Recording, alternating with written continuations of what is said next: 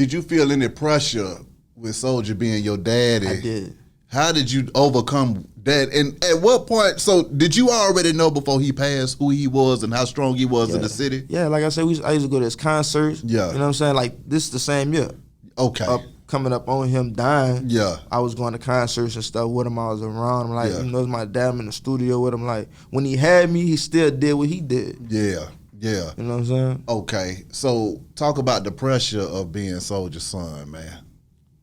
My dad was a real gangster, and my cousin them let me know that, like, your dad not no bitch ass nigga. You ain't finna be no bitch ass nigga. You know? Real talk. Yeah. So that's basically I couldn't be no bitch ass nigga. He couldn't take it easy even if he wanted to. It ain't had nothing to do with guns, drugs. Yeah. I ain't know none of this until getting older. You feel me? So I got into all that just what my environment was at the time. Yeah. You feel me? Yeah. I ain't all they like.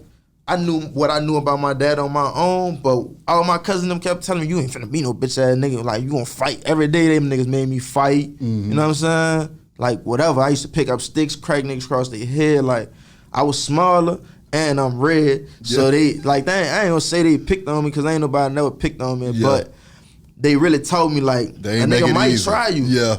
And you gotta be ready. And then it came times like, you know, when I went around my cousins, when I was going to school in Mississippi and stuff, you know, I had to fight and go through, like, anybody that'll tell you, anybody who know me, like, that bitch not scary. Like, come on now. He with it. Like, he don't care. Exactly. How big you is, none of that. You know what I'm saying? Anybody I talk to me, like, older people, grown people always took to me as a teenager too, because I'm a man. I always been a man. I'm going to talk to you, look you in your eyes. I ain't got to lie to you. You don't put no fear in my heart. That's right. You know what I'm saying? Right. What was it like, your relationship with your daddy before he passed, man, when y'all was getting a chance to really experience that scene and then it came to an abrupt end, man? Honestly, I don't want to say this in a bad way, but I really feel like the time I spent with him, you know, like, you got kids? 4. I got 3 girls. I got 3 too. My oldest, 5. Feel me? Yeah. So we talk, you know, but it's basically on a minimum level. Like, when I really needed my dad, he wasn't there, but my grandpa was, his dad was. Yeah. And all us Virgos. Ooh. So it was, you know what I'm saying, it was on point. Like, it was like perfect timing, because he was used to always tell me, like, I couldn't, at this time, the age you was, I couldn't be there for him. But then he died from cancer. You feel me? He died from cancer, like, in the middle of us building our process, and that really broke me. That really hurt me more than it did my dad, honestly, because of the critical time that it was in my life. I was becoming a man. Feel me? So that really, like, he really, like, made him and my mama daddy, like, they really, like, made me a man early. Like, my mama daddy was on crack. Feel me? And I used to go get him out crack houses and shit. I was 11 years old, like, man, you know, real talk. I know what you're talking about. That's what made me a man. Like, my mama, she, at an early age, she didn't know what to do with me. You know what I'm saying? But send me to school, make sure I went to school, I went to college and everything. You feel me? I'm very intelligent. What I did in the streets don't have nothing to do with how stupid I was. I just was proving my parents that I felt like I needed to prove. But then I got up to a certain age, and I was like, man, I don't got no points to prove. Only points I got to prove is that I ain't finna be another victim, another broke nigga. I ain't, you know what I'm saying? Exactly. And I probably the richest one in my family. What was it like when you decided to go to school, man, and what was you taking up in that thing? I'm gonna tell you why I went to school. So by me growing up so fast, so early, my mama started putting me out like 14. We used to go through a lot. Like, it basically was like, she ain't really put me out, but she was, you can't run my house. You know how your mom is. I know what you're talking about. You know what I'm saying? So you gotta go. Like, yeah. So like, I used to be sleeping by my little girlfriends, you know what I'm saying? They daddies used to let me sleep over there. Like, that's how much people liked me, you feel me? Like, if I was going through something, my mama, like, I used to go sleep out and stuff. Like, my partner's mamas used to let me sleep out their crib. But,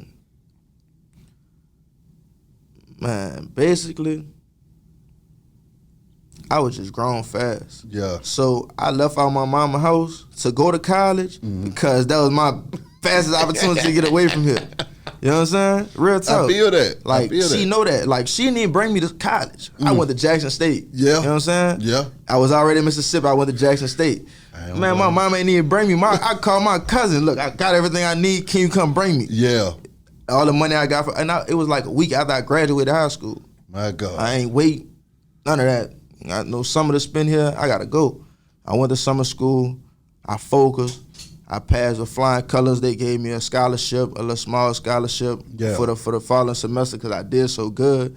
But really, it was like, see, my ACT score was low. Yeah. Cause I took it in 9th grade. I ain't never taking no more. I made a 15 and I ain't never taking no more.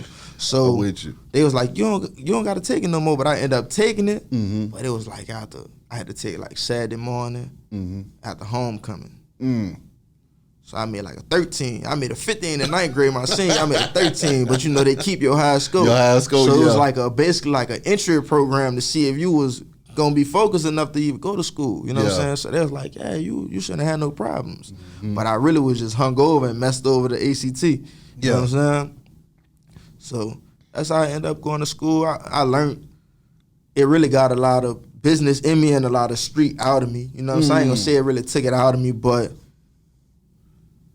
it helped me. It helped me with what I'm doing. It gave me a different perspective, and that's the reason I ain't never signed no deal. I ain't never, because it was a lot of foolishness. You know what I'm saying? I know how to read. My first major was accounting.